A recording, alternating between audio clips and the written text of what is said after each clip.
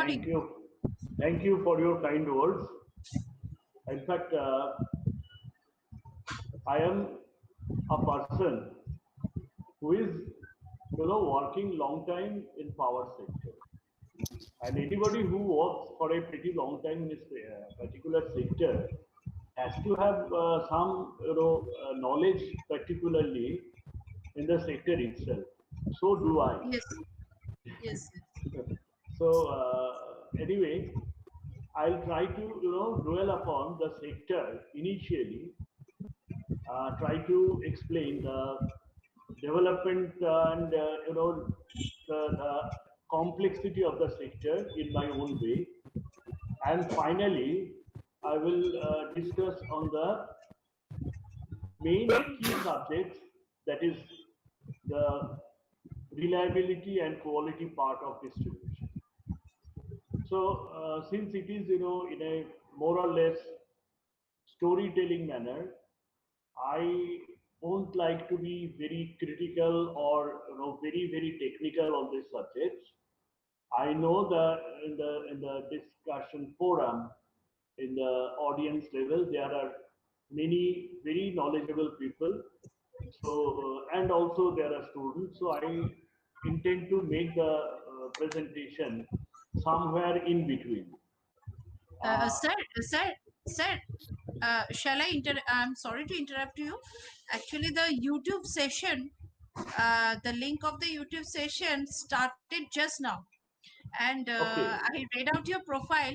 So, shall I read out once again so that the participants can hear? Actually, Yes, yes, it's okay. yes, you So let can. me Yes. read out once again. Hello. Good morning to all the participants. And to our today's speaker is Mr. Shankar Mukhopadhyay. And I would take the privilege of reading out his profile in brief. Mr. Mukhopadhyay has graduated in electrical engineering from Jadavpur University in 1983 and has 36 years of experience in power sector in GEC, Tata Power and CSC Limited. He has worked in operation and maintenance of both generation and distribution sector. He has worked in power system operations, load flow and load dispatch of an integrated power utility. He has developed expertise in load forecasting, network planning, and commercial functions in power business.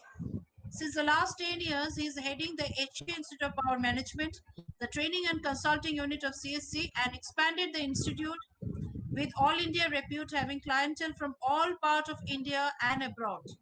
He has proven expertise in business development related to power and energy sector. He is a chartered engineer of the European Council, the chairman of the Institute of Engineers and Technology, and an energy auditor. He has also worked with renewable energy and passionate on sustainability. So I would ask my co-organizers, Mr. Pallab Datto, is it okay? Shall we ask Sir to start the session? Hello?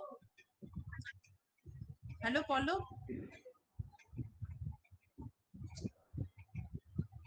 Hello, Pallab? Has the YouTube streaming been started? Shall I ask Sir to start the session? Okay. Okay, sir. You may please start this session, sir. A very good morning to all of you. I myself, Shankar Mukhopadhyay, and all you know that Navmika has, told so many kind words about me. So let us, start on the our primary mode of discussion. That is what Indian power sector is. Indian power sector are very critical and complex sector. All of us know about India. We are Indian citizens. But how many of us are aware about the land area of India? Let me give you a very brief profile. India is having 3.287 million square kilometer area. and our population strength is 137 crore. It may little vary, but more or less it's like that. So the population density wise, India is one of the very thickly populated countries. If I compare it with China, China has an area of 9.597 million square kilometer and a population strength of closely 142 to 145 crore. If you talk about USA, it has a land area of 9.834 million square kilometer with a paltry population of 32 crore. So India is basically a country with a proportionately reasonably high land mass but very high number of population. Now, this is basically, energy sector has what relationship with population? It has, because right now consumption of energy indicates the development of a country. That we will come to know gradually. But the history of electricity is not very old. In fact, eventually I belong to a company which is pioneer of electricity in India. In 1897, when India was under European regime, the European people brought electricity first in Calcutta. A company named Calcutta Electric Supply Corporation was established in 1897, and after 2 years, the company started distributing electricity in Calcutta. So, if you consider the history of electricity in India, it is about 120 years. And that time, electricity was something which people were really afraid of. The only fan could run and light could glow with the usage of electricity. And it has got a different effect of giving electric shock. So people didn't, they were scared in using electricity. And now the scenario is entirely different. So what I mean to say, the history of this energy is basically 120 years old in India. And in Europe and USA, electricity came almost at the same time, 10 years, just 10 years before that of electricity came in India. Indian electricity law first drafted in 1903. Final shift took place in 1910. 100 years later, Electricity Act 2003 was placed, and till date, we are following that Electricity Act. I will say a few words about this Electricity Act, and you will understand that how this act has been giving us an opportunity of expanding electricity throughout different sectors, different usage in India. After that, in between, independence took place in India, and electricity remained confined to large and small towns only. Total installed capacity of 1352 megawatts. So just imagine the figure 1352. Can you do you have an idea what is the total electrical installation capacity in India right now? It is, instead of 1352, the figure is 370 gigawatt. That means 3,70,000 megawatts. So imagine the growth. It is in last 72 years, still independence, After 72 years of independence, imagine the growth of electricity. So right now, about 300 private companies operating in India in small pockets. After independence, role changed.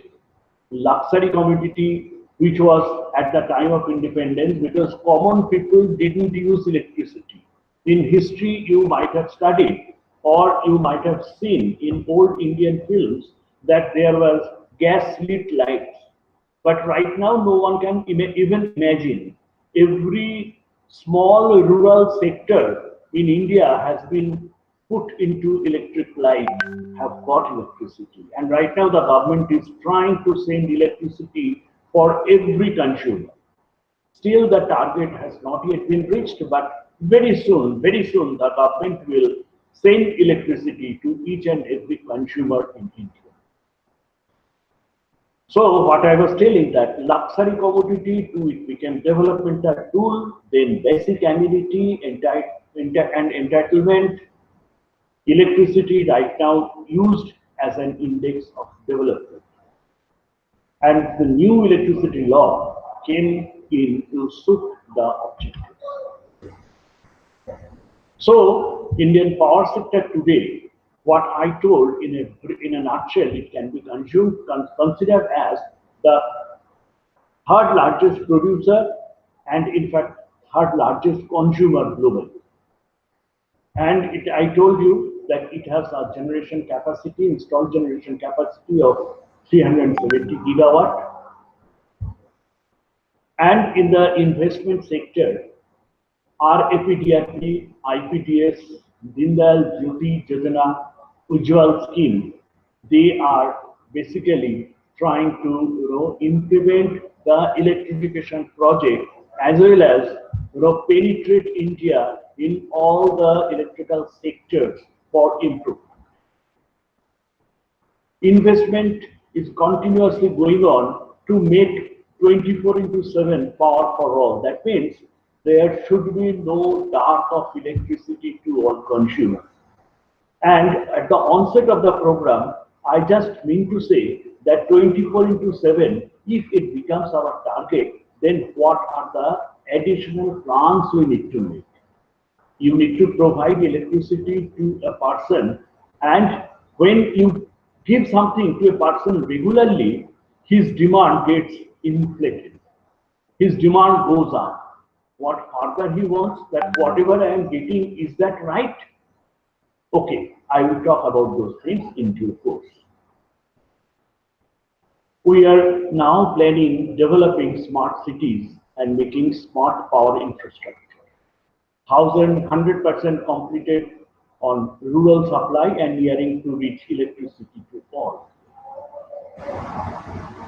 In Indian sector, we will gradually know that out of 370 gigawatt, we are having around 64% thermal generation. Now, is thermal generation good for us? The question will come. Obviously, will answer me because all you read science, you are environmentally conscious people, so you will answer that okay, thermal generation is no good for us.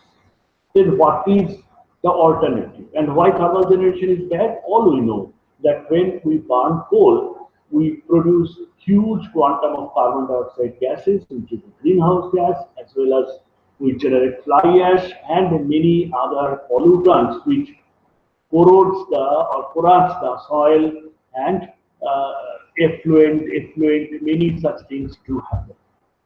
So what measures we are taking, that also is a part of my discussion.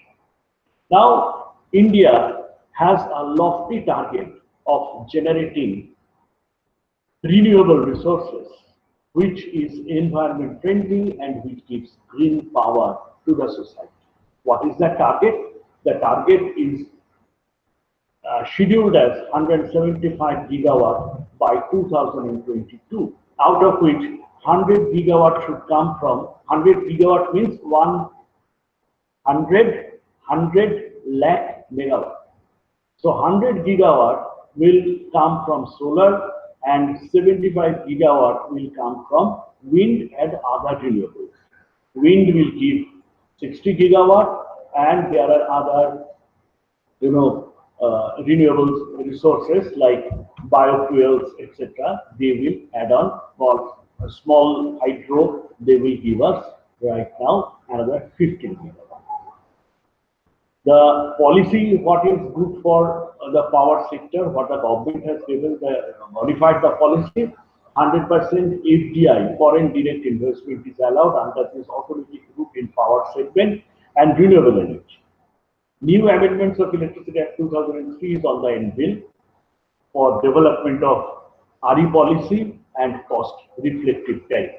So right now the Electricity Act 2003, which is presently in vogue, is also being changed. The government is pushing more renewable in our system, so our renewable policy is being made, and the tariff system, which falls under primarily the distribution sector, is having some issues on the tariff parameters or tariff pattern setting. So the government has also plans to modify. That will be done in future. So let us not discuss on this subject. Right now I am showing you a picture. The picture is taken from NASA, taken by NASA, and it is showing the illumination of India. It shows the areas with higher energy consumption propensity, namely the industrial areas of city or urban areas. You can see that the northern sector and the eastern part, the western part primarily, and the southern sector, they are more or less lit. What it indicates that these areas have got enough of electricity, and the other areas, that is the more or less northeastern part, the central part, the Odisha region, and all those areas having more or less mountains or plateaus, they are having much darker electricity, and that's why our per capita consumption is pretty low. I will talk about that. Now, let us see how the power system has been distributed in India, how the entire power system in India is run. It is obviously a country with 3.287 million square kilometer area is not a small area. And distributing electricity at every corner requires a detailed planning. The detailed planning means you have to have distributed sources of generation and equally important long, large transmission lines of various grades. All you are students of science, so you know that when electricity flows, it is more convenient or useful or economic to flow electricity at higher voltage.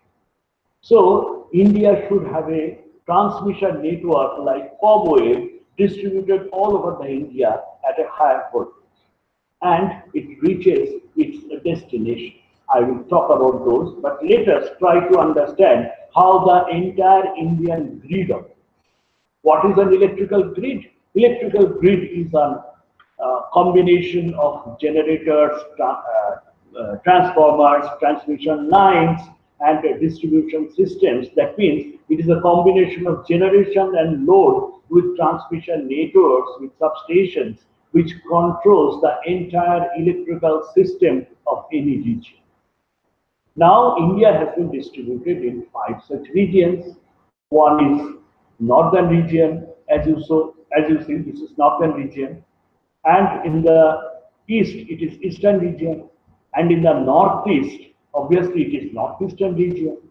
The central part and the western part, which is basically combination of a high load area, are western region, and this one, the south part is known as southern region.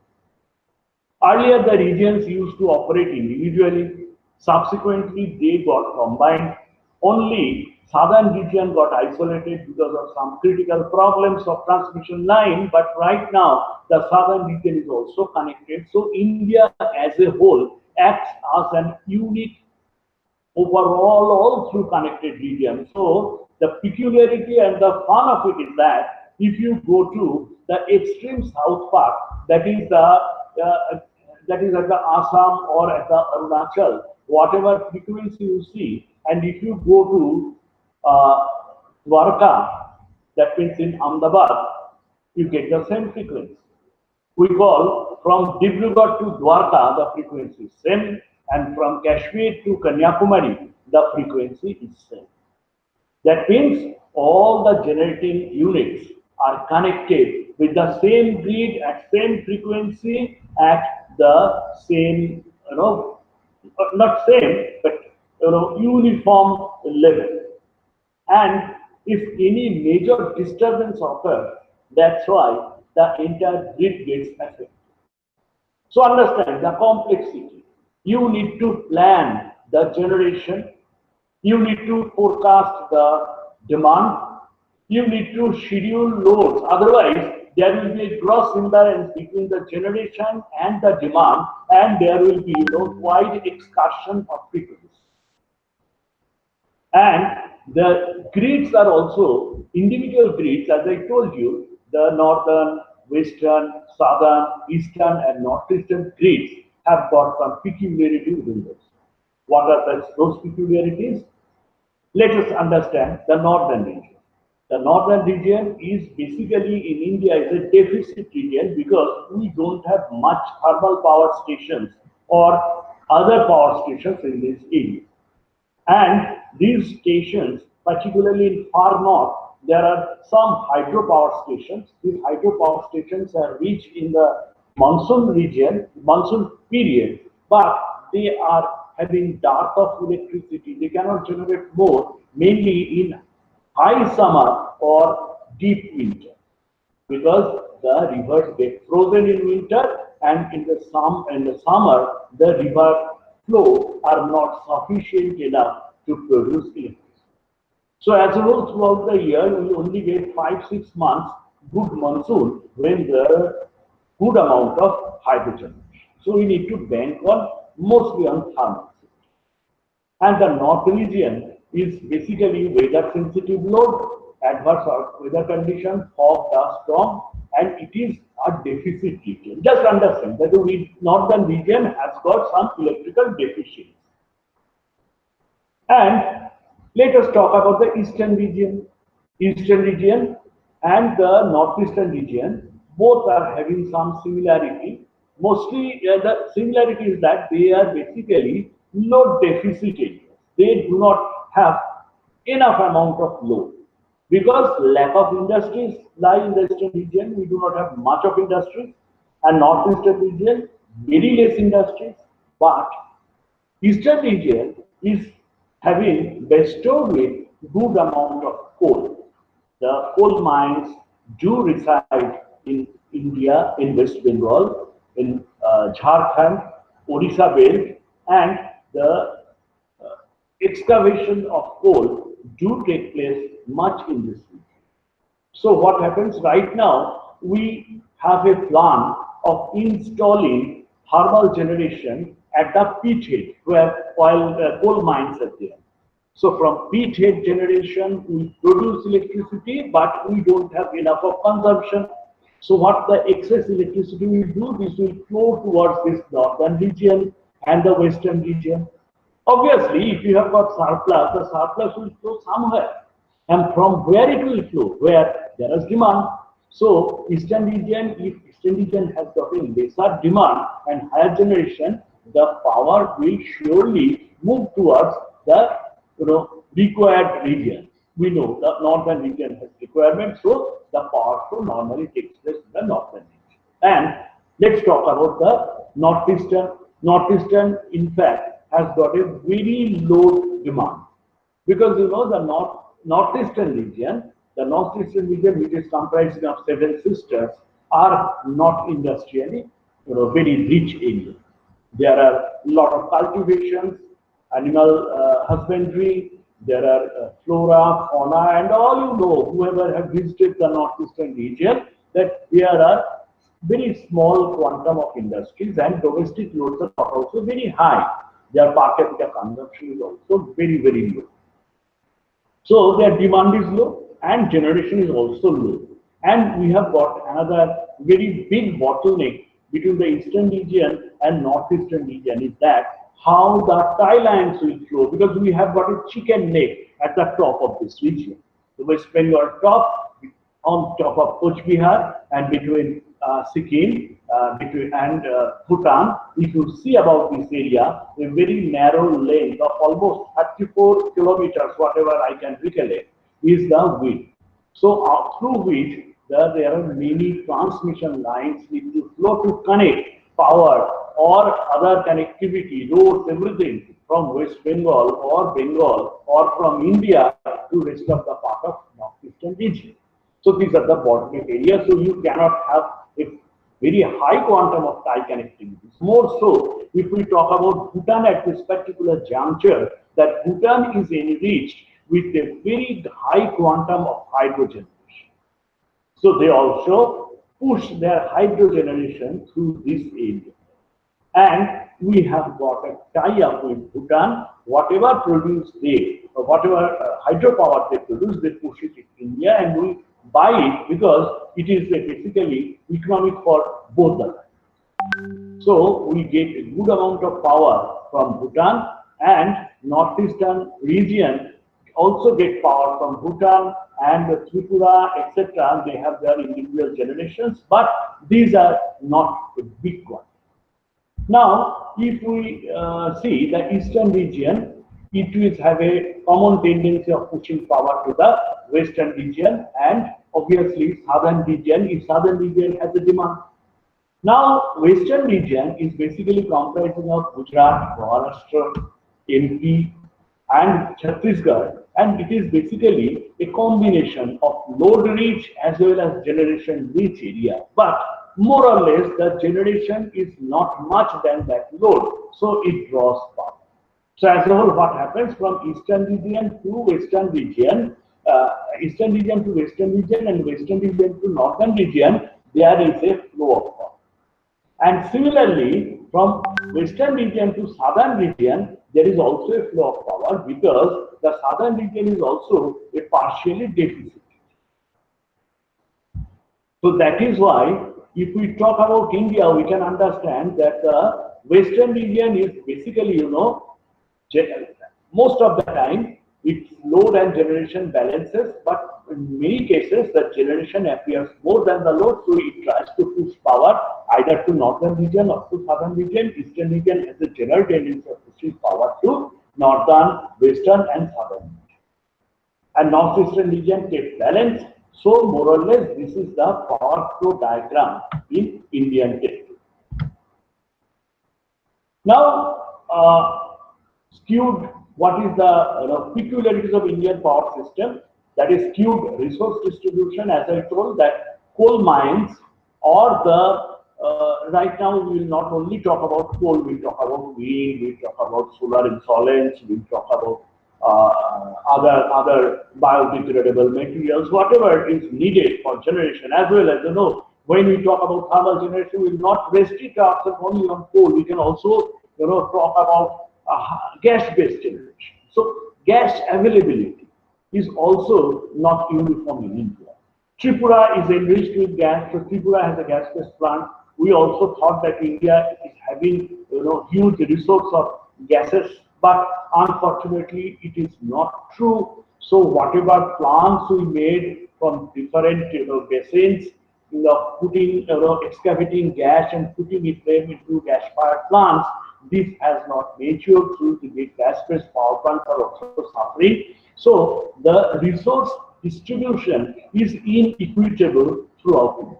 So what we require long haulage of power. So from where source is there, we have installed generation, primarily coal-based generation, because there is a huge amount of transportation cost of coal or even gas or even other resources to a different location through either railway or some other media, and the generation cost goes up. Therefore, our basic tendency is to generate when there is a mine of that particular resource. Now, if you produce or mine electricity, if you mine coal in Chhattisgarh and generate good amount of say 5,000, 4,000 megawatt of electricity, unless you consume electricity at that particular end, you need to transfer or transmit electricity from that location to hundred or thousand miles apart where there is a load cell. So the transmission cost is there, long haulage of power is required, and resource inadequacy. Obviously, if we go on much on thermal generation, our resources, coal resources is also getting depleted. India, is holding fifth position in the globe in coal resources. But there is a nice, information that our P ratio, that means resources versus production.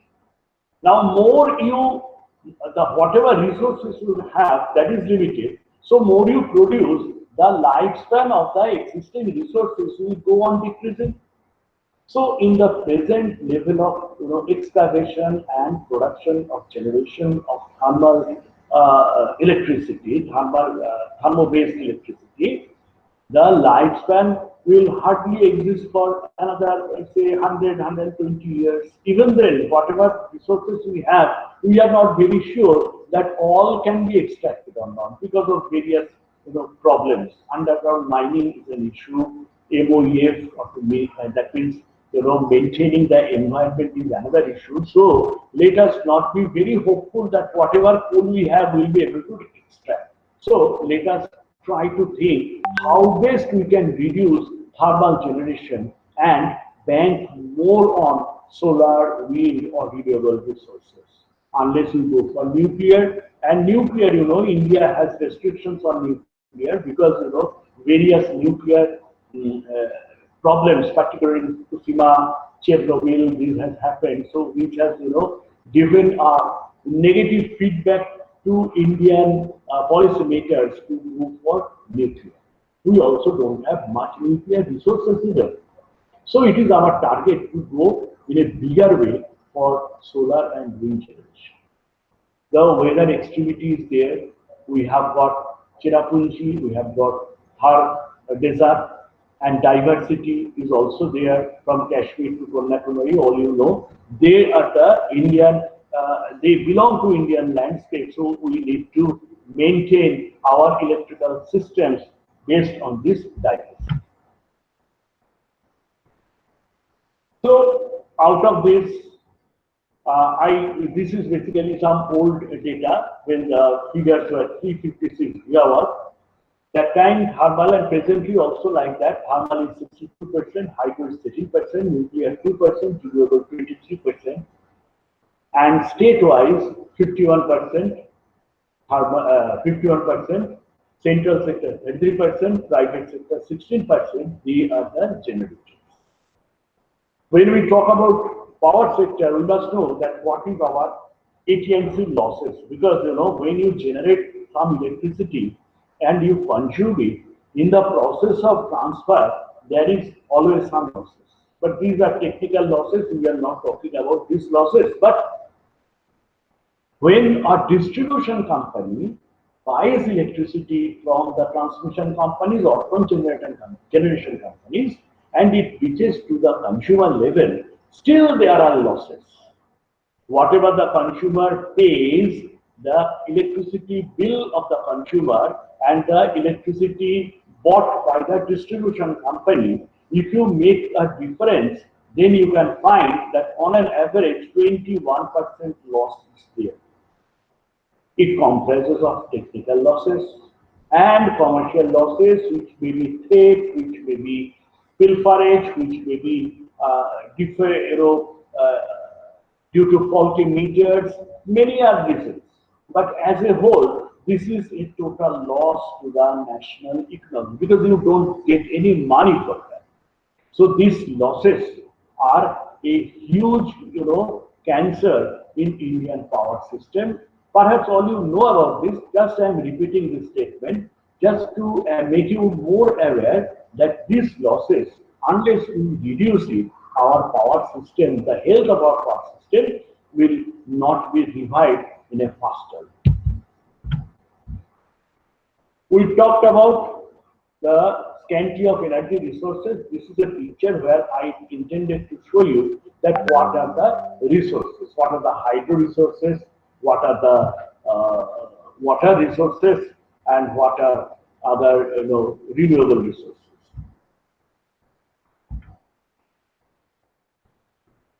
I spoke you about the transmission flow of currents.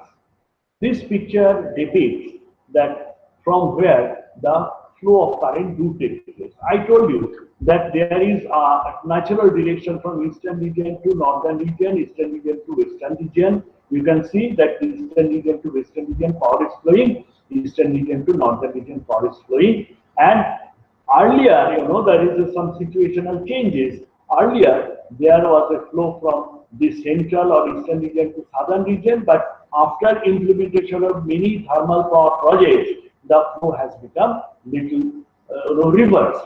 From the southern region has also become little bit surplus, so it is trying to flow power from southern region to northern region and western region as well.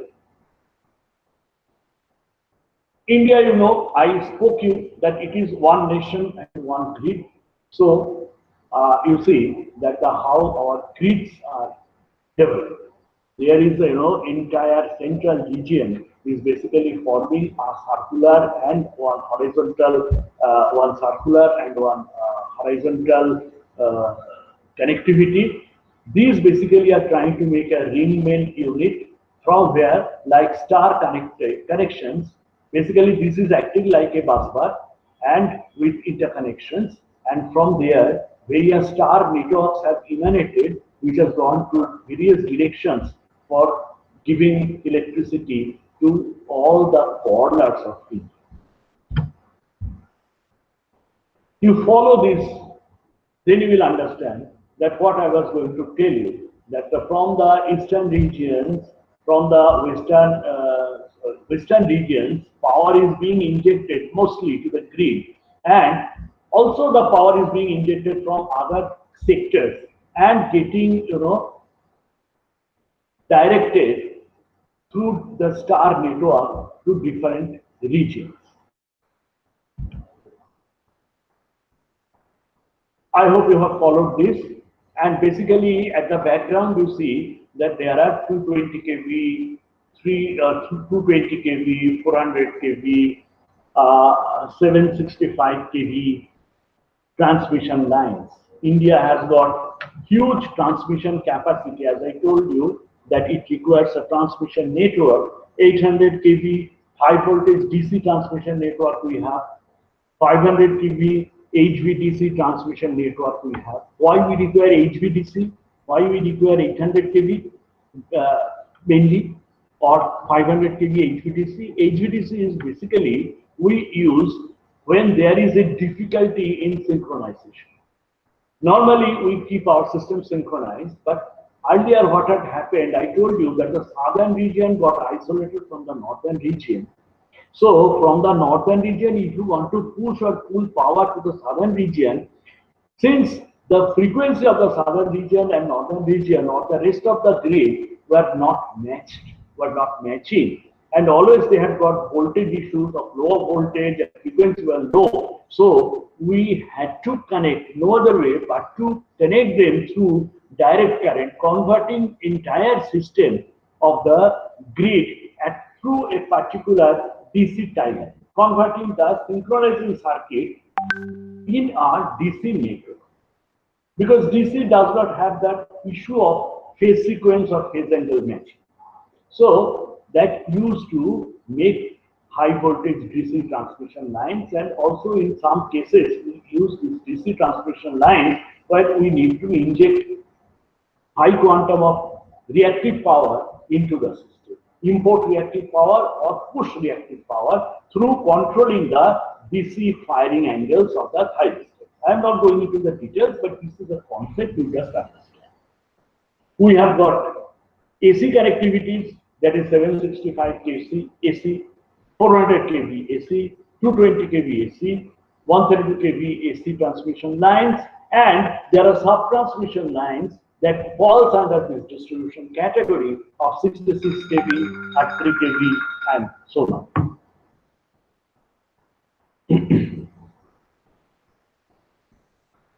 In this connection, one point is important to tell you that I mentioned that India has a generation installed capacity of 3.370 gigawatt.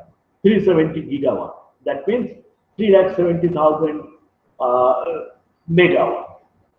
So what is the substation capacity? What is the substation capacity of 220 kV and above? The substation capacity, that means the whatever power we generate, that has to go through the substations and then it will come down, to the different distribution companies. Because if you know the generation cycle or the power cycle, what we do when we generate either at 10.5 kV or at 16.4 kV, something like that. Then from the generating point, we step up the voltage. We step up the voltage because we intend to send a bigger quantum of electricity through narrow transmission lines. Of narrow transmission lines means narrow conductors. We use moose, panther, you have heard these names. I'm not going to tell all these details, but just understand that these conductors do carry electric current from generating point to the destination of various high voltage transmissions, and at very high voltage, the substations, the generating stations has a generator transformer. It elevates the voltage. From there, it further gets elevated either at 400 kV for a more high quantum of electricity can flow through different paths. So these transmission or these substations are an integral part. So whatever generation capacity I do have, I should have a much higher capacity of this substation, which is shown that if you have 370 gigawatt generation, you have to have at least more or less 2.5 to 3 times a transmission substation quantum, so that you have got the flexibility of transferring the entire power to the transmission network, which can ultimately reach at your destination through distribution line. So our 220 kV and above, the transmission capacity is 848 gigavolt ampere. So gigawatt and gigavolt ampere is the two terms we know, that we have a generation capacity and we have the transmission voltage transmission capacity in the transmission division. I intend to show you this picture just to give a small idea that where do we stand really. I was talking about our electricity consumption. As you know, it is 1181. 1181 per capita. If we talk about, I spoke to you about the land capacity, about the population and population density. Right now I'm talking about the per capita electricity, per head electricity consumption. This is basically 1181 kilowatt hour per person per year. Now what is that in US? It is 12,000. What is that in China? 4,400.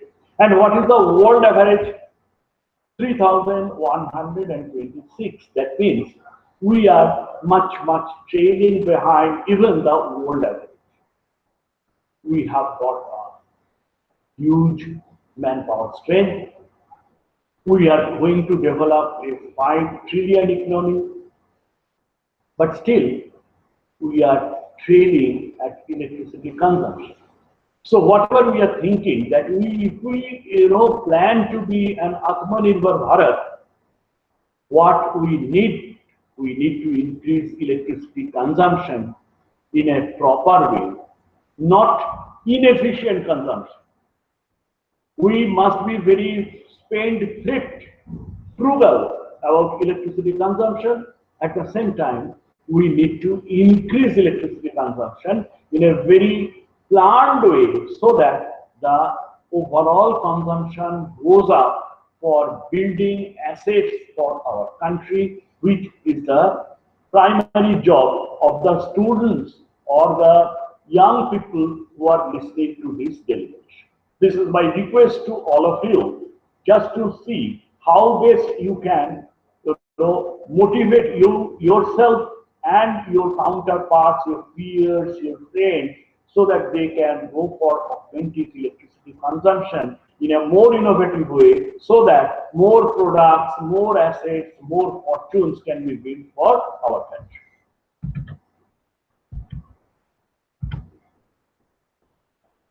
I will not talk much on this. Only thing is that what are the energy demand drivers? Increase, I was talking about increasing consumption. Now, increased consumption will boost manufacturing for appliances, higher demand products and services like smart meters.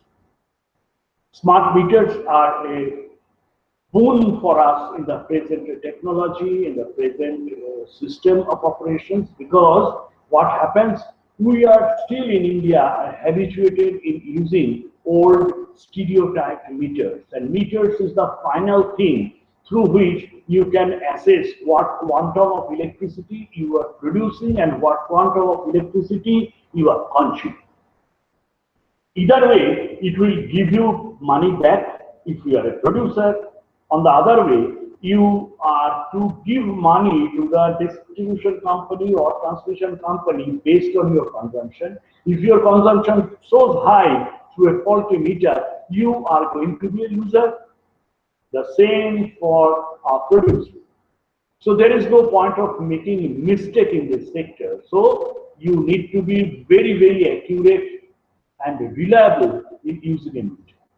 That is possible with the present technology, smart meters. Other than these two facilities, smart meters give you with thousands of other benefits. I do not have much time to talk on that, but smart meter is something which really makes a huge changes in this sector. But smart meters has to have smart communication devices. Without communication, the smart meters does not really able to apply or give its full benefit. Renewable, accelerated demand for renewable technologies and services. The government is planning 175 by this 2022, 2075 by 2027. So these will, be a great facility provider for the people who are intending to make new business and who are intending to harness this renewable electricity for their system. It can be very, very useful for these future generations, not only for improving the environment, but also as a business prospect. Now, next thing I will talk about is e-mobility, which can come up as a game changer. The rural sector consumer is also, thinking for converting themselves with much usage of electricity, even on electric cooking. So these are the things which can make our system, our society more banking, more dependent on electricity sector, and these will create more demand on electricity. Industry, proper metering services, renewable, e-mobility, and more usage in rural sector.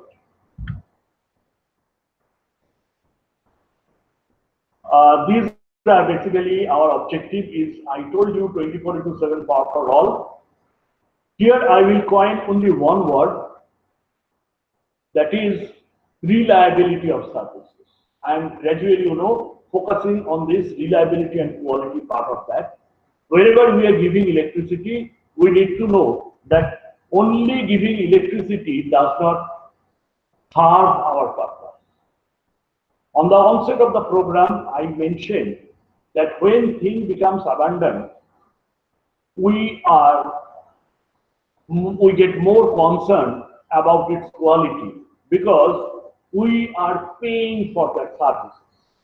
When you pay for some services, you must expect that whether the service is meeting your purpose or not, right?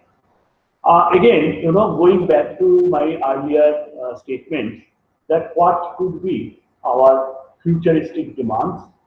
By 2021, 22, we are expecting a peak demand. We are expecting an energy requirement of 1566. By 26, 27, we are expecting 298.8 peak demand. We are expecting energy requirement of 2047 billion units. By 2031-32, we are expecting a peak demand of 370.5 and energy requirement of 2531 billion. So, again, right now, the situation may be a little different because all of us right now are suffering in the pandemic situation. Everyone is scared that whatever we are thinking, will we be able to do it? But I never lose hope. I definitely feel that such type of pandemics or such type of odds has happened many, many times in the years of past. The society is still living, we are still alive, the human race will alive and we will grow. So don't lose hope. These are the projected demands. This year, surely there will be disruptions, but disruptions doesn't indicate that the normal flow will get hampered. After 10 years, if you see a notch in 2020, you will feel, people after 10 years may feel that this year was really a bad year. That doesn't indicate that next years will be bad. So let us be hopeful. Let us hope that our demands will grow, our energy requirement will grow, and we will grow more with renewables because we are also concerned about this environment. We are thinking that I am showing you a very, very interesting part. In fact, I am a little bit tempted to show you this because this is basically our normal demand curve of India. The demand curve shows that the morning it is more or less steady, afternoon it falls slightly, and in evening it becomes have a very steep rise. And when we will have a 100 gigawatt solar, then that will change like this. The solar pattern, the red curve will get covered, and the exact demand, which is basically coming from thermal, will be more stooped. And this area under this red and blue will be fed by the solar units. So what will happen? The people who are working in thermal sector, these will be very challenging for them because they are needed to reduce their generation in the daytime, but pick it up in the evening because in evening solar will not be available. So technology can only, take care of the situation. So my friends who are working in thermal sector are all aware of these challenges. They are also, shaping their generation like that. They are taking maintenance schedule out of this so that they can give, relentless services in the evening period to pick up the evening peak. We mentioned drivers of growth in generation of electricity, supercritical boilers with higher efficiency, having the ability to burn inferior quality of coal, environmental safeguard on gas emission and effluents. You know that FGDs are coming. That means flue gas desulfurization. What FGD is? Flue gas desulfurization. What it does, when we burn coal, good quality of coal has a very low content of sulfur, but when we burn inferior quality of coal, it contains somewhat, traces of sulfur, which when burns, it produces sulfur dioxide, and which are, which produces acid rain. So this FGD will come as a mode of, environmental pollution. So to control this, the government has made it mandatory to use FGD in the system. hydro and renewable are increasing. Storage and battery, these are very, very important because battery is not only useful for electric vehicles, but battery is also important for giving you a stable supply when the solar power is low. So if battery production can be made cheaper, it can come as a supplement to give supply in the evening peak. So it can come as a standby measure of supplying electricity at on the absence of solar. So battery is very important. It is equally or more important for electric vehicle because electric vehicle has the prime storage of electric energy is battery, and it should be light, it should be cheaper to make electricity vehicle available. Electricity vehicle, if it can come as a game changer because whatever electricity what we produce today, if a good amount of electricity is produced, used by the electric vehicles, then automatically the demand will go up, and the vehicle sector will also see that these businesses increase. Transmission, we talk a lot about transmission. We know the grid needs to be protected from the threat of any untoward incident. We had grid shutdowns in 2012. That was a very bad experience. Who can remember it? A huge portion, 70% of Indian power sector got affected.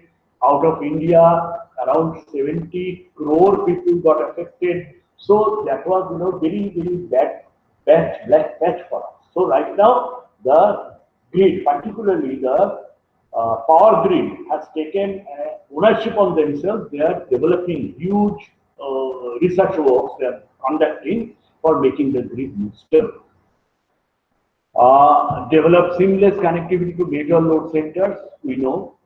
And now let us talk about the distribution sector. Distribution sector is my primary work, so I will little bit talk on this distribution sector. Distribution of electricity, providing 24/7 hours reliable and quality power to all the citizens of India. This is the objective of distribution of electricity. Till date, about 3 crores of people do not have access to electricity.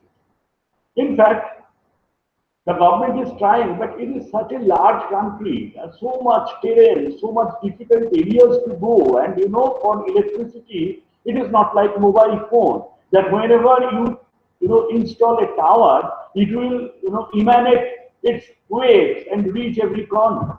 You have to have a solid connectivity between the supply point and the consumer itself. So, reaching electricity to the consumer and maintaining electricity to the remotest part is a very, very difficult job. You must appreciate. Another objective is that bring down the ATC loss in distribution sector to less than 10% like all modern countries. I told you this 21%. So, what quantum of loss the government and all the companies are making. It requires a total challenge of the MBC, metering, billing, and collection system. With IT backbone, automation, and surely with capable manpower, this problem can be we can overcome this problem. But it is a very critical problem. It requires not only your and mine good wishes, but it requires lessons of the political leaders too.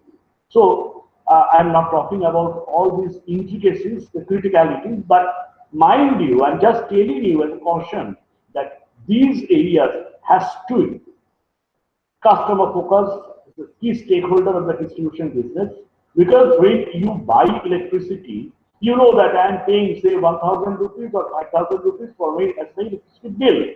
So you must expect what you are to get from the company.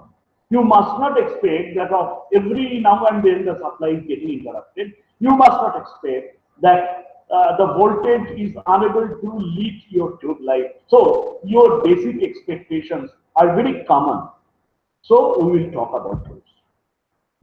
I told about the game changer. It's a simple picture. That is an electric vehicle, but it can come up as a game changer.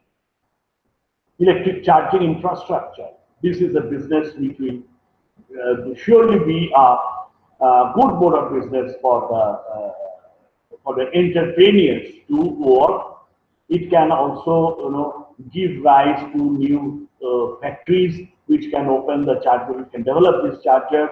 We must not imitate other countries. We can do something on our own. So the shortage of another point I have mentioned, which I feel is very important, with the possibility of shortage of potable water. Water purification plant is becoming very important. The demand for filtration and desalination plant will make the demand too higher. India also being located in the subtropical region, and the global warming will make steep demand for air conditioning. So these are basically the demand creators. All you know how much air conditioning load has come, and we don't have India make air conditioning. We are all importing the technology. We are just, with screwdriver technology, we are manufacturing it. Can we not prepare air conditioner on our own? There are even air conditioners which operate on solar energy. I have seen it. If you go to NICE, National Institute of Solar Energy, you can see that in a different technology with the solar air conditioners are being developed.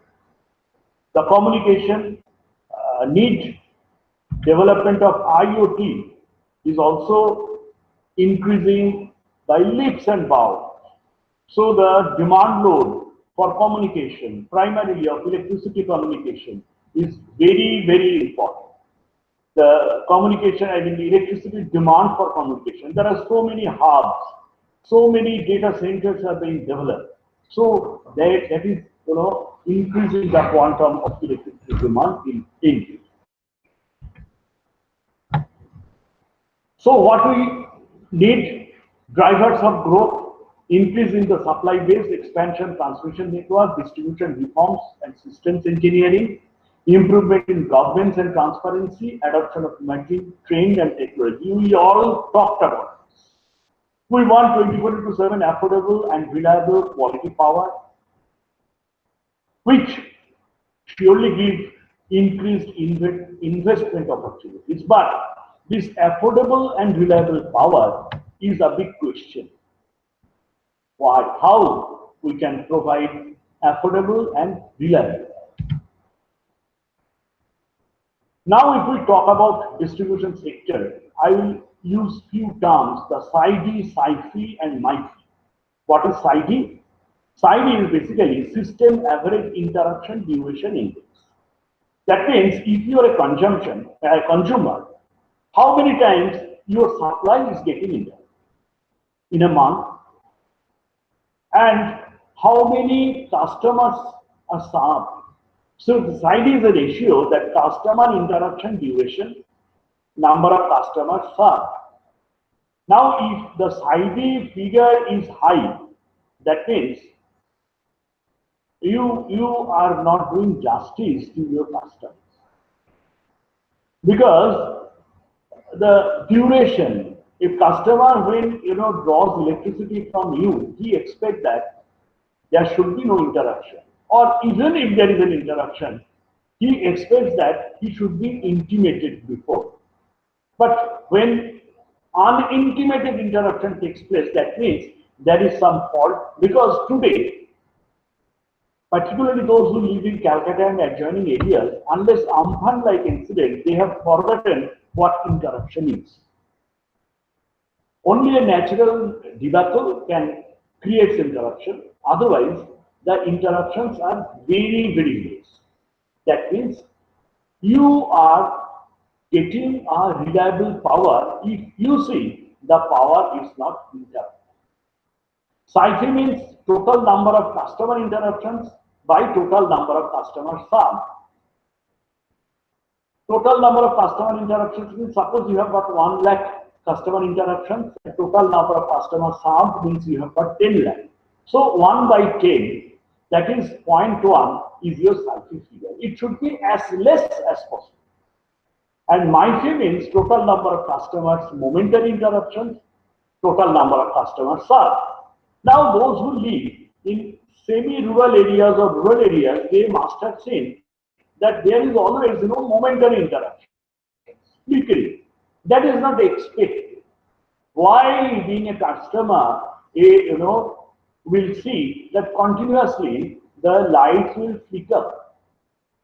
Is it seen in city network? No. Then there must be some problem. Problems in joints, problems in connections, that when air blows or when there is expansion, there is always something, with connectivity, disconnectivity, connectivity, disconnectivity, and such as flickers do take place. We are habituated because we know it is a part of our life. But these are basically the reliability and quality of power. Now I am talking about this major criteria for distribution network development: maintaining system reliability and power quality. It requires old asset retirement. It requires capex optimization, addressing area-wise demand growth, providing supply to prospective customers. Because when you are running a distribution companies, your objective is to maintain reliable and quality power. Then you must not bank on age-old equipment. You need to either service it properly or replace it at its term. Otherwise, if you see an economic cycle when an equipment is about to retire, if you don't get it retired, its efficiency goes down. That impacts your electricity cost. So these are the primary important things. Finalizing network augmentation plans, right-of-way schemes, last-mile connectivity, these are important areas. Now, as I belong to CSC, I am showing you a very small snapshot. Our maximum demand, we noted 2337 megawatt by NGA 2597. We have a network, distribution capacity, we have 3893 MVA. So we are much ahead of our maximum demand we made. This is basically, as you see, this is basically our network. This generation, we have 6 kV, 11 kV sources. We have got transformers, which basically goes to the distribution level at LT consumers. I'm not going into details because it will take a longer time. Now, distribution system major network activities are what? LT side, providing supply to consumers, identification of overloaded distribution transformers, mitigation about bottlenecks, winding of LT networks by strategic businesses. These are basically the maintenance-driven objectives. Unless you maintain the network properly, you cannot give a reliable supply to your consumers at the low voltage level. And at the high voltage level, providing supply to prospective consumers who are high voltage consumers, identification of bottlenecks, because you need to always identify the network bottlenecks, where my network is getting constrained, where the transformer is getting overheated, where the cables are getting, or the overhead conductors getting overloaded. Unless I replace it, surely it will lead to some failure. So if I have a planning well in advance, then only I can make this thing possible. Mitigation of above bottleneck is a major job of a distribution company. Should have to give this reliable supply. Operation and maintenance of high tension network by HT breakdown station is also another job.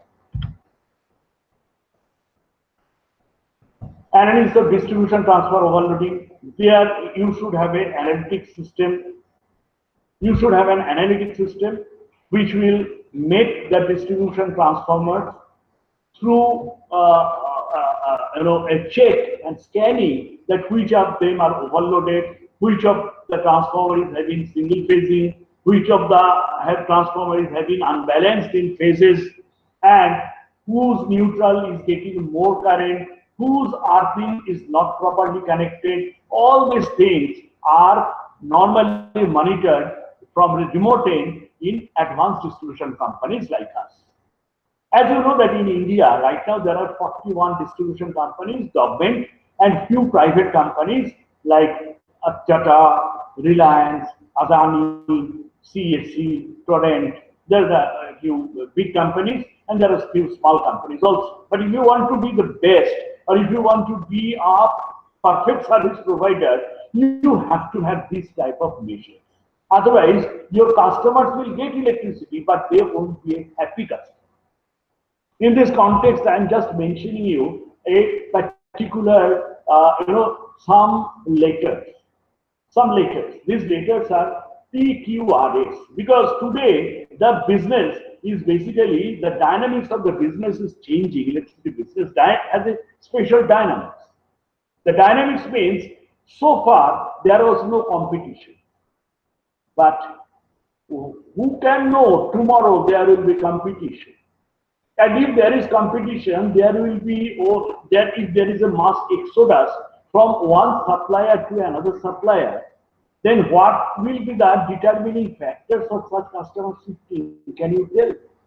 These are basically the reliability and quality. Who is more reliable? Obviously, the price is definitely a fact, but if you maintain the price, then quality reliability becomes the ultimate parameter. PQRS means price, quality, reliability, and services. That means if I want to be a loyal customer to a particular brand, the brand should have got a quality, should have a price, should have a quality. The brand should be reliable, because if I buy from this brand, I know that it is a reliable product. And ultimately, the service. If somebody comes to a distribution company with some complaints, if he gets his service immediately, then the customer becomes happy. And today is the day of customer. So the customer, unless he is happy, he can be a real decision maker for a business.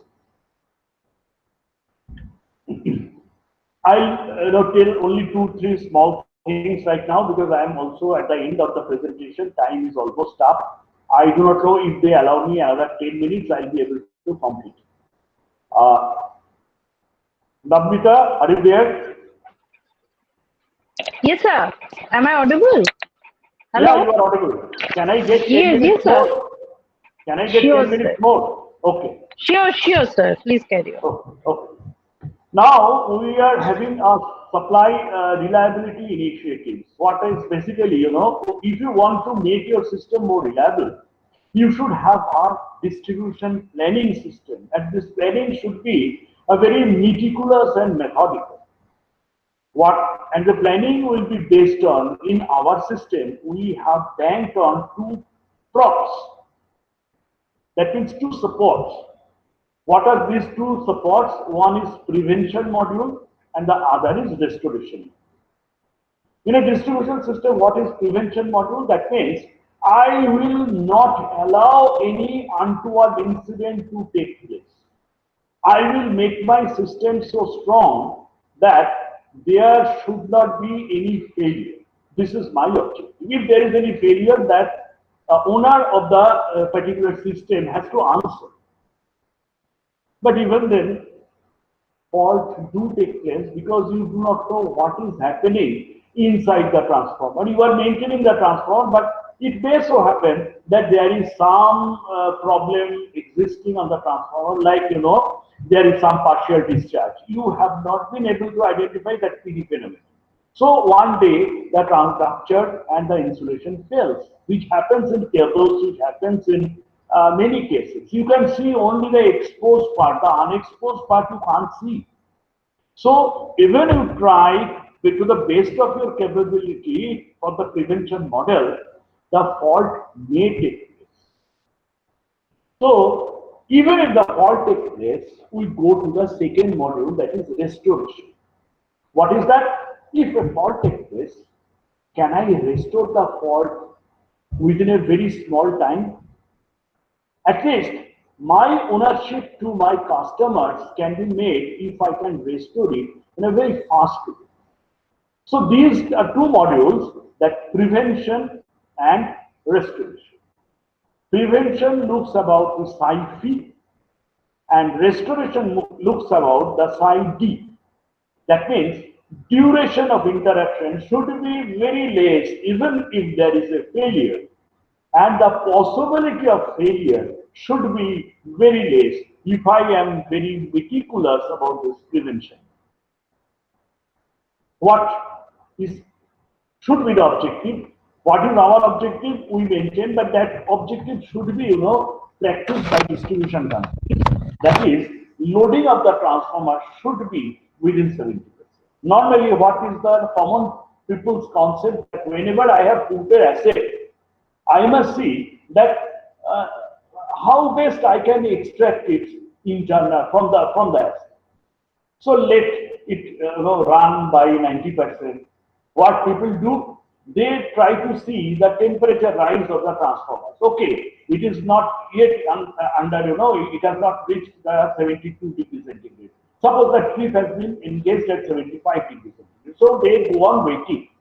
Let's see how good, maximum the transfer can be low. But that should not be. Perhaps the transfer at the peak time period is taking 85% of its full load. Never that is allowed, because you are unknowingly basically doing harm to your transformer. We maintain N-1 outage management. That means if there are say 3 transformers, if one goes off, are you able to manage your loads within the rest two? Even if you cannot, for what period of time you can do, and what quantum of load you can shift immediately if there is outage, so that N-1 can be managed. AHT network reinforcement and reorganization to mitigate constraint. If any AHT failure takes place, what will happen? It not only fails, but it also affects a large number of transformers which is feeding the distribution line. So you should maintain the network in such a way that even then any part of the feeder, if it goes off, there should be an alternate route from where the supply can be restored, so that the customers, suffering can be reduced to the extent possible. Installation of RMU in the network at strategic points. What we have identified that one RMU at every 2 sources or consumer. Source means transformer. So if we have one RMU at every 2 sources, then what can be done? If there is any cable fault in between the transformers, both the transformers can be put on from any of these sides. So that is the question of reliability. Introduction of SCADA at distribution station level, decentralized operation of high tension feeders. Basically, I told you, again reiterating, that restoration is the best way to reduce time in giving that service. I'm just showing you a network. This network is basically, the radial network which normally distribution companies have. The transformers, both the transformers feeding a bus bar, the bus bar has a bus section, and the feeders are emanated, and 2 feeders. So if any of the feeder goes off, all the sources of transformers goes off unless the feeder is repaired. If the fault is at the beginning, then all the transformers will remain off. If somewhere in between, then what will happen? Suppose the fault is here, these 2 transformers can be switched on, disconnecting the links in between, and if there are say 6 more transformers, they will remain off. Now, one step better is this ring radial network. That means if there is any fault anywhere, suppose if there is any fault anywhere, then what will happen? The disconnected portion can be switched on and the supply can be restored. But there is a huge capex involvement here. What is that? The transformer, suppose there are 6 transformers or 9 transformers, then the section of the cable or overhead lines should be same for matching the entire load of all these. Suppose there is a failure at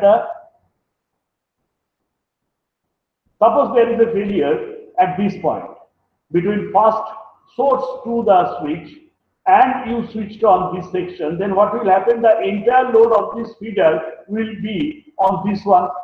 So the cable sizing or the conductor sizing should be so that it can cater the entire load. So whenever you are planning, you need to know that the capital expenditure is a part of my planning.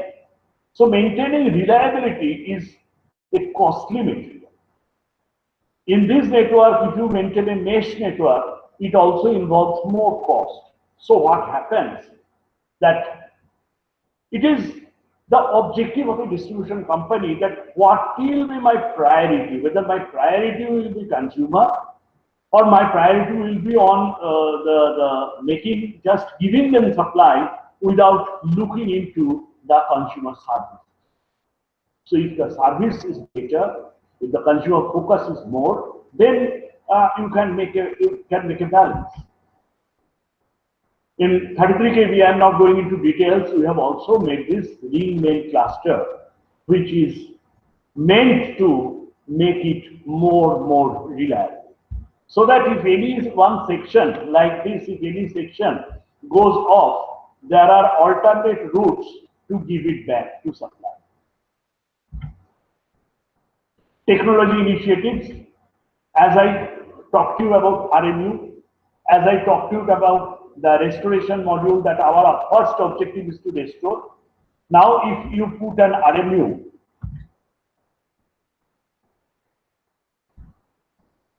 this is a network. Now, this network, this is RMU number 1 from station X to station Y, and there this is basically a network moving in this fashion.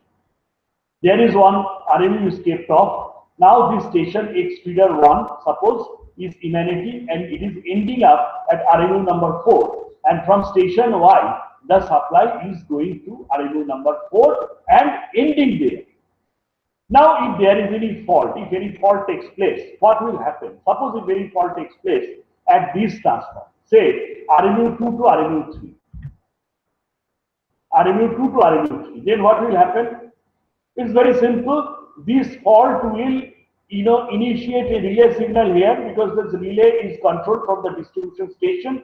So the distribution station feeder will trip out and the entire area will remain out of supply. What the engineer will go? The engineer will see from here that there is a fault passage indicator. There is a fault, so the fault will be shown here. The RMU is unable to switch off this fault. It has not that capacity, but it can indicate through CT that there is a fault. Now the engineer will simply switch off this RMU at RMU number 2, switch off this RMU at RMU number 3, and switch on the RMU at RMU number 4. So the entire area will be restored. Up to RMU 2 will be from station X, and up to RMU 3 will be from station Y, as RMU 4 has been switched off. Now, if you want to make the consumer suffering much less, what you will do? What we are trying to do and what we have done already in some sections, that is automating the RMUs. If you can automate this, this will be, done much faster.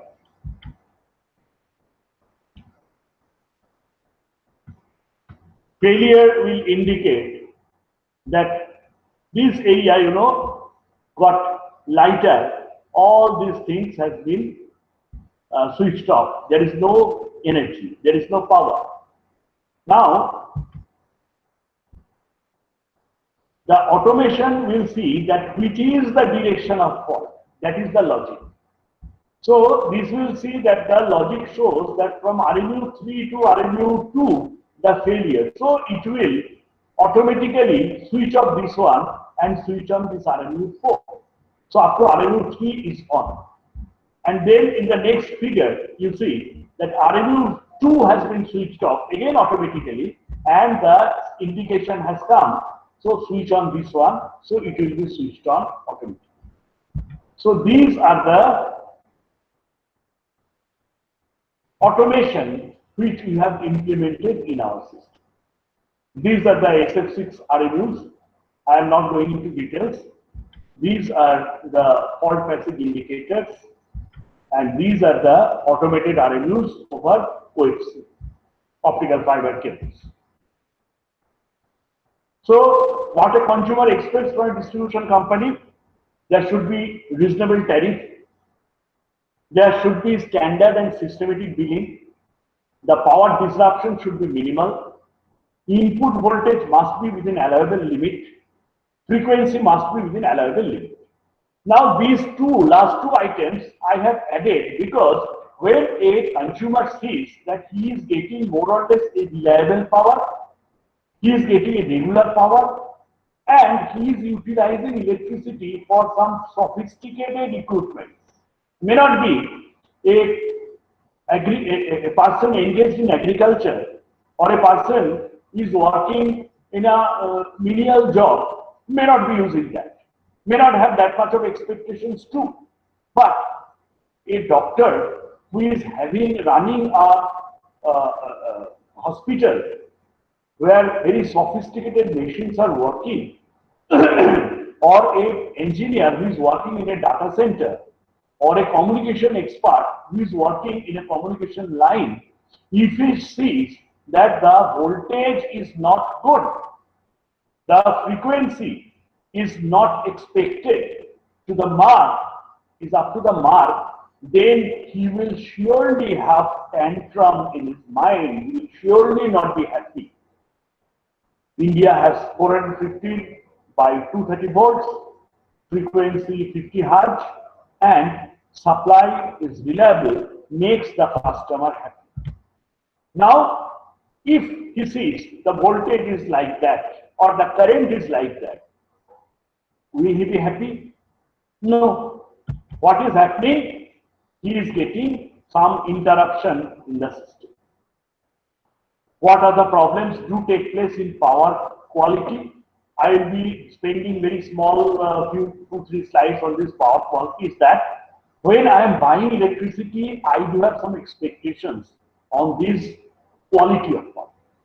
I can expect the power should be having the rated voltage, that is 415 and 230. If it is three-phase supply or if it is a single-phase supply, it has a frequency. Only two parameters I can get from in electricity. One is voltage and the other is frequency. Now the frequency can be corrected with the ingress of harmonics. What is harmonics? Harmonics are basically when we see a frequency, it looks like a sinusoidal, you know, that it starts from zero, in a curvilinear path it goes to maximum, again it goes back to zero, and again in the negative cycle it goes to a maximum negative, and in the curvilinear path it goes back to zero, and it's a regular feature. But if the frequency does not take that form, if it takes this type of form, then it means that the frequency has got corrupted. And this corruption can do much harm in your plants. It may cause heating, it may cause unwanted tripping, it may cause failure of equipments, mainly sophisticated equipments. You never know because you are not aware of harmonics. There are very many types of harmonics. Primarily it generates from current, and the current goes to voltage. So current harmonics also leads to generation of voltage harmonics. You see, this is basically, you know, harmonics which is generating, it is distorting the waves. This is another harmonics.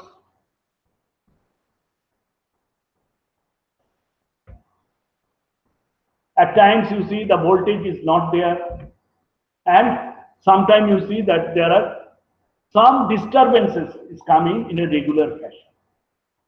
So we must try to give a pure current, even if the supply authority cannot give a pure current without free from harmonics, because you do not know from where the harmonics are generating, because the supply authority does not have enough resource of harmonic generation.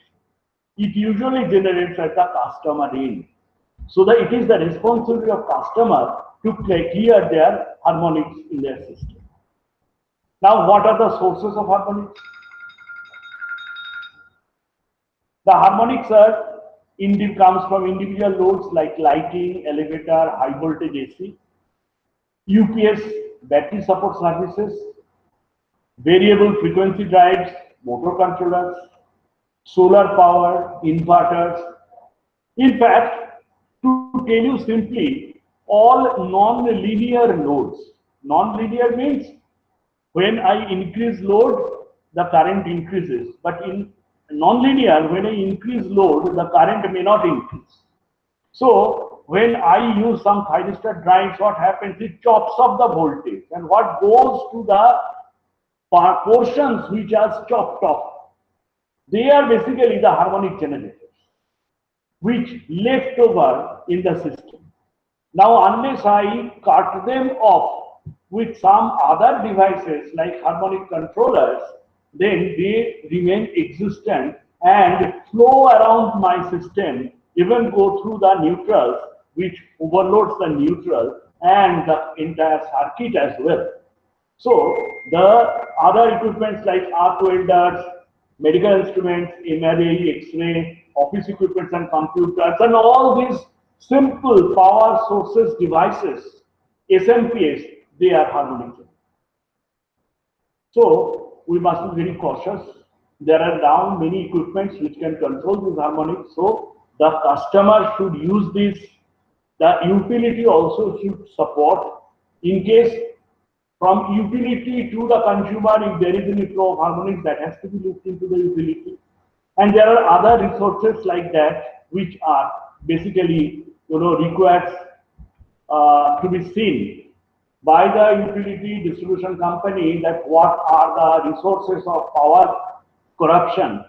One is maintaining the power quality, and the other is maintaining the voltage.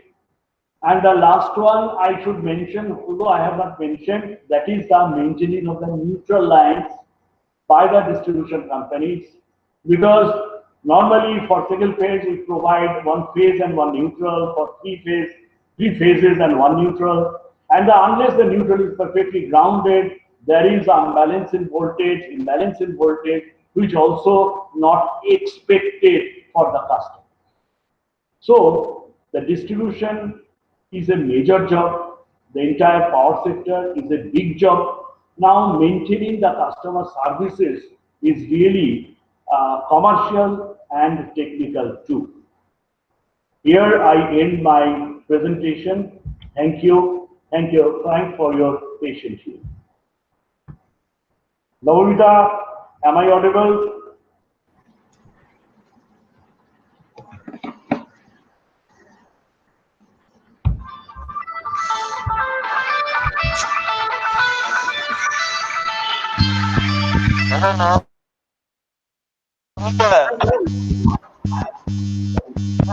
No.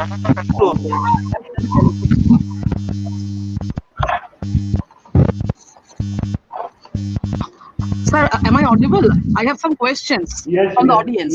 Yes. Yes. So the first question, which is coming, what are the evolving wind technologies for power transmission system? What are the evolving technologies for wind power in transmission system? What are the evolving wind technologies? The question is not very clear to me, whether if they want to hear that wind technology is something. Wind technology is something.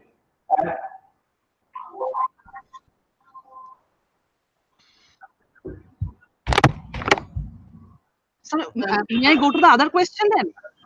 Because the question is not May clear. I go to the other question? I'm just trying to answer. Okay.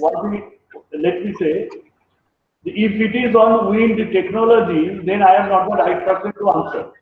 If it is on transmission, I can tell you that basically my job is to extract power from the wind turbine, put it in the grid, and allow it to transmit as a green power. So the government is trying to develop a green power corridor for transmission of this wind power. But regarding wind power, there are some issues that wind power, forecasting is very difficult. So, in fact, it is very, still it is not known exactly that what quantum of wind power can be generated at what point of time. If it is on wind technology, then it is better to ask some person who is working on that. I am not an expert on wind technology. Okay, sir. Now the next question. What are the possibilities when moving to power quality improvement on smart grid? What are the possibilities when moving to power quality improvement on smart grid? There are immense possibilities. When we are working in a smart grid is a concept where each and every facilities or the services in the smart in the electrical system will be smart enough. That means there should have been communication between the gadgets and the consumers and the data providers and basically data support service providers.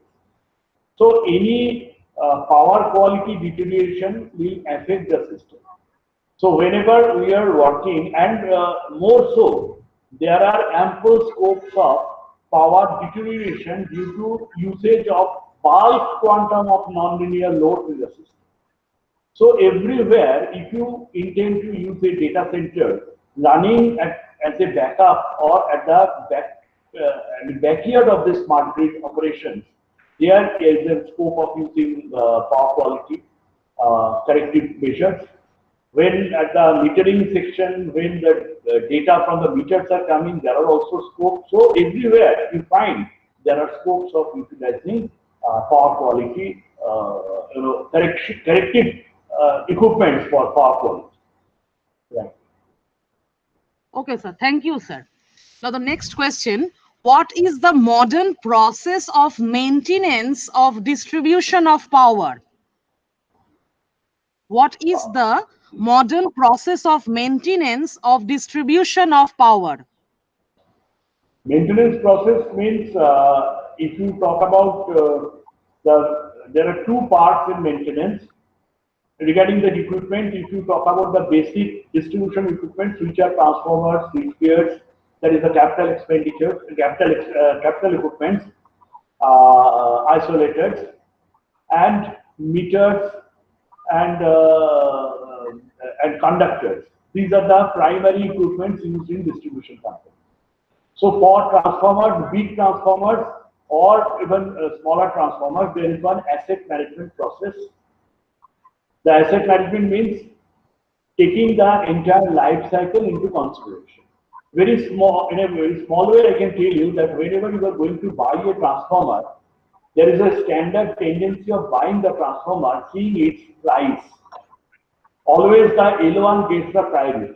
But if you intend to improve your system, then L1 should not be the ultimate thing. You should go by the life cycle analysis of the transformer, that what is its input energy for the running of the transformer and what is its life in the life cycle, what quantum of electricity you are going to waste as just for the energizing. But if you see the life cycle cost will give you a total idea in totality. Life cycle will give you an idea in totality. Just a minute. Idea in totality when the cost will be at the optimal level. So asset management is the process maintaining the operation and maintenance of asset practices, number one.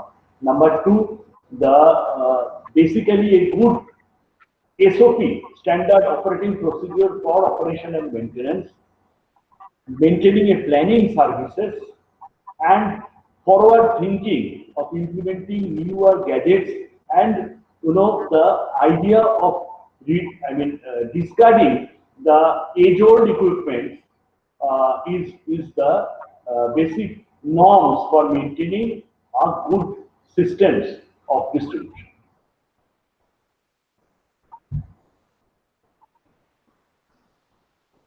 Any other Now, questions? the last question.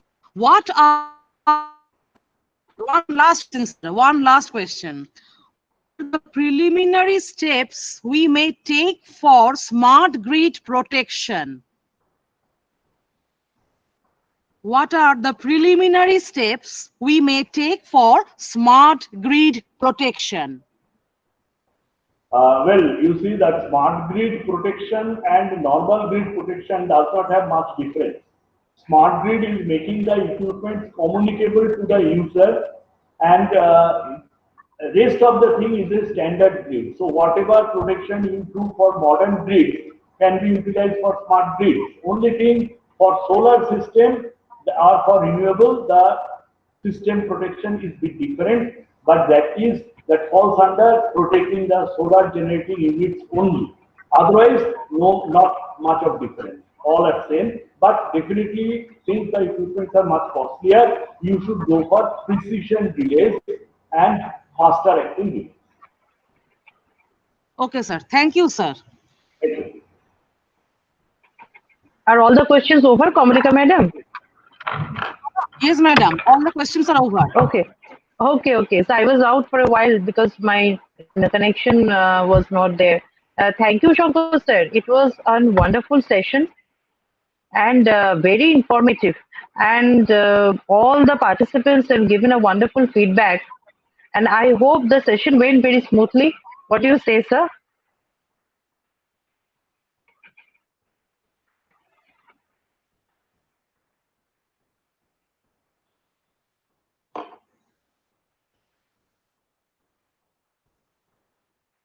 Hello?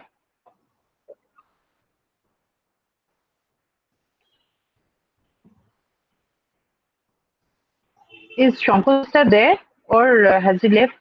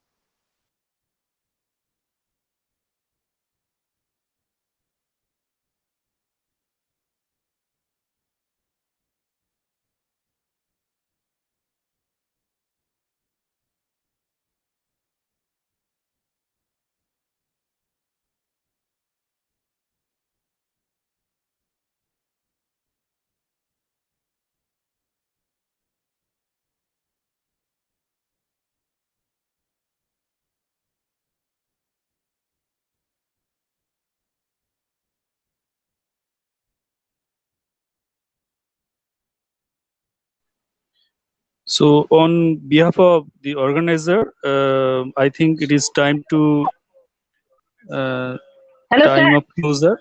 Hello. Yes, madam. Yes, please continue. Yes, sir. What happened is that, and I would like to address to all the participants as well. What happened, sir, has been called in some emergency. Okay, so that is why he has to leave. Okay, so anyway, on behalf of all the organizers, on behalf of entire department, I'm thankful to him. I think the session went well, sir. What do you say, Vishwajit? Hello. So this is a nice session, but a bit long, and Yes. and thank you for all the participants for patience and cooperating with these sessions. And I especially would thank to those organizers sitting at the consoles and continuing this for flawless broadcasting. Madam, Okay, so so let us then close the session. Okay. Okay. I mean, as sir had to leave on some emergency, we will send her the appreciation to in his mail. Okay, sir. It's all right. Okay. So thank you all. We will meet again tomorrow at the same time at 11 a.m. Tomorrow there's a slight change in the schedule. We'll forward the schedule to all the participants. Thank you.